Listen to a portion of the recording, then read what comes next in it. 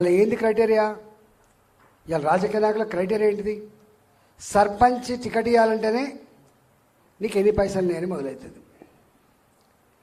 నువ్వు MLA ticket అడుగుతున్నావు, మన దగ్గర డబ్బులు ఉన్నాయా?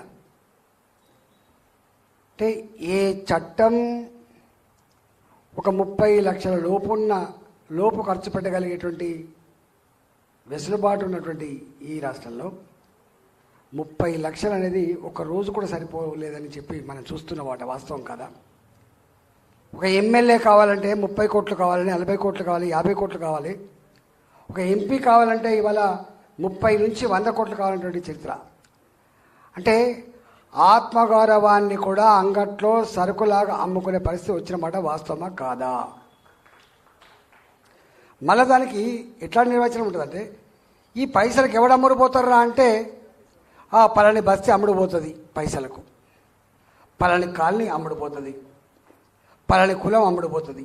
అంటే ఏ ప్రజలైతే ఆకలితో ఉన్న వాళ్ళు ఉన్నారో, పేదరికంలో మగ్గిన వాళ్ళు ఉన్నారో వాళ్ళే తొందరగా అమ్ముడుపోయే సరుకుల్లాగా ముద్ర వేసి వాళ్ళకి దావత్ ఇచ్చి, వాళ్ళకి పైసలు ఇచ్చి, వాళ్ళకి మాయ చేసి ఎమ్మెల్యేలుగా ఎంపీలుగా అయిన వాళ్ళు కార్పొరేట్ లాక్కుని ఆదర్శంగా తీసుకోరు. వాళ్ళు నరేంద్ర మోడీ గారిని ఆదర్శంగా తీసుకోరు.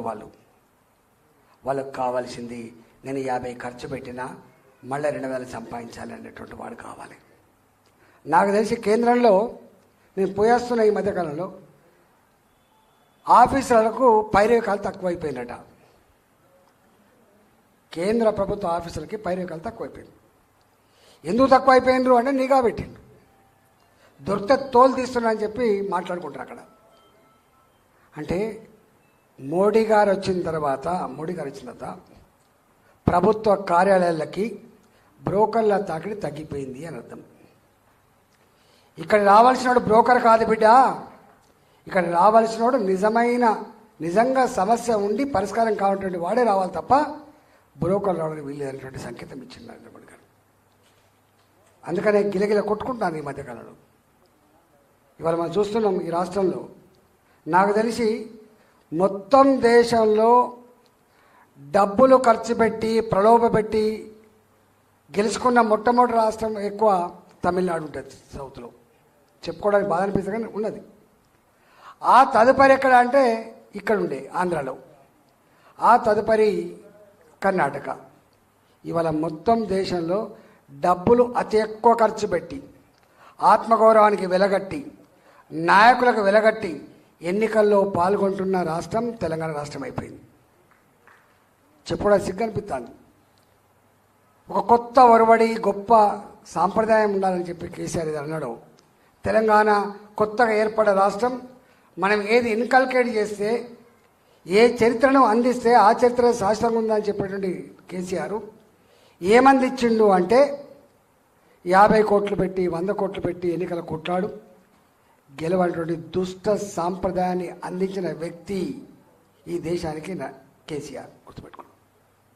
మన ఈ మధ్య ఎక్కడ విన్నాం, ఇక్కడ దేశంలో ఉన్నటువంటి అన్ని పార్టీలకు కూడా డబ్బులు ఇస్తా, నన్ను చైర్మన్ చేయమని చెప్పినట్ట. అంటే అన్ని పార్టీలకు మీ దగ్గర ఏం పాడైంది, మీరు ఎట్లా కొట్లాడతారు బీజేపీతో కొట్లాడాలంటే నేను సపోర్ట్ కావాలి, నా డబ్బు సపోర్ట్ కావాలని చెప్పి ఆయన బయటపెట్టిండు కదా, టీవీ అయినా రాజ్దీప్ సర్దేశాయ్ ఎవరో బయటపెట్టిండు. నేను ఎందుకంటున్నా ఈ మాట అంటే ఇవాళ నేను మల్కాజ్గిరి గురించి ఢిల్లీ నుండి ఢిల్లీ పోయి వచ్చిన, ఇలా పొద్దున చర్చిస్తుంటే అన్న మల్కాజ్గిరికి ఎవరు వస్తుందో తెలుసా అన్నాడు. ఒక ఆయన 2000 కోట్లు ఖర్చు పెడతాడట మల్కాజ్గిరికి, ఇంకొక ఆయన కూడా 2000 ఖర్చు పెడతాడట. పాప రాజేంద్ర అన్న ఎందుకట అక్కడ ఈ పైసల యుద్ధంలో రాజేంద్ర ఎందుకట, రాజేంద్ర అలసిపోయింది కదా అన్నాడట.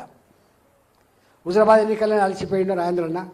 మళ్ళీ మొన్న డబ్బుకు ధర్మానికి మధ్య ఎట్లుంటుంది అని అంటే నేను ఆ డబ్బుకు ధర్మంతో యుద్ధం చేస్తా అని చెప్పచ్చు. నేను డబ్బుకు ధర్మంతో యుద్ధం చేస్తా, ఇంకా ధర్మాన్ని ఆచరించే ప్రజలతో యుద్ధం చేస్తా అని చెప్పి ప్రజలు